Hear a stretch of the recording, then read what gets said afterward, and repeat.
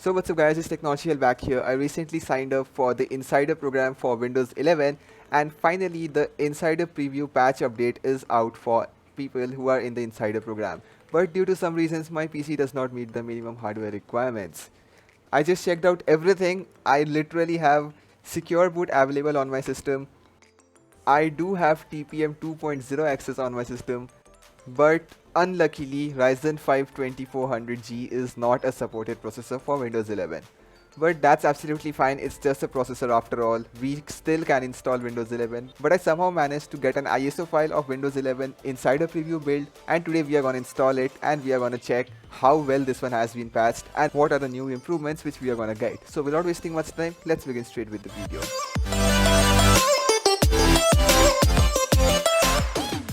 So in this video I'll be installing the ISO file which I have downloaded. If you want to download it, you can just check this link. It's there in the Discord server. We cannot be giving links in descriptions anymore.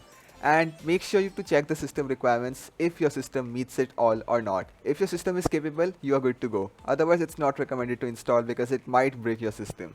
So the first thing is basically to mount this ISO file. And once mounted, we are ready to run the setup.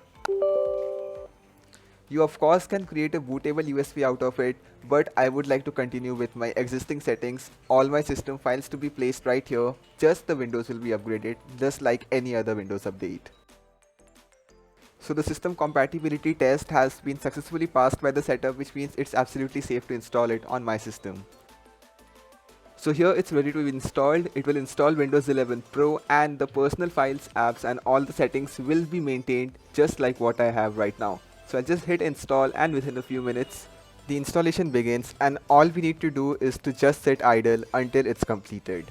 Everything just happens automatically. Your system will restart 3 to 4 times while this installation is going on, and this red screen which you are seeing right here, this took nearly 30 minutes, so it's absolutely fine. Just sit back patiently, everything will happen perfectly right. And here the system has turned on, the Windows lock screen is here, so I just got to put my password and simply log on. Soon after which another step for the installation comes up. This one does not take long, around 10 minutes, and then you will be there on your desktop. So here the installation is complete. The overall installation for this Windows took around 30 minutes and now we are here good to go. The taskbar has totally changed, the looks of the UI has changed, the start menu, the system icons, the alignment and placement, everything has changed to something new. But right now the desktop is looking quite dull, so I'll just enable my translucent TV for the transparent taskbar and my Windows Live wallpaper. And yes, it does look a bit better right now. The drop down menu on the desktop has completely changed, and right now I feel everything is looking bigger than usual. I guess it's due to the resolution. So I'll just push it to 1080p, keep changes, and yes, now it looks a far better. So there we are, the new edition of Windows 11 with the new user interface. Going to settings gives a whole new look in the settings itself. The new alignment of options, the menu and everything has changed. It's a whole new settings for Windows 11. It is activated with the product ID from my edition of Windows 10. So those of you who genuinely own Windows 10, a plus point for you is that you can upgrade to Windows 11 for free of cost, and that too officially.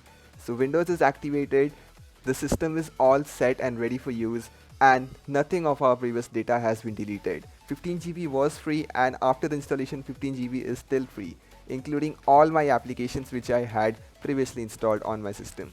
Though the start drawer is a bit different, so I'll have to pin all my applications manually and a little bit of customization and tweaking this, and then it will be completely fine and totally comfortable for use. So that's all for this video. Hope you found this interesting. If so, don't forget to drop a like and make sure to subscribe as we keep coming up with such videos every week. Thanks for watching.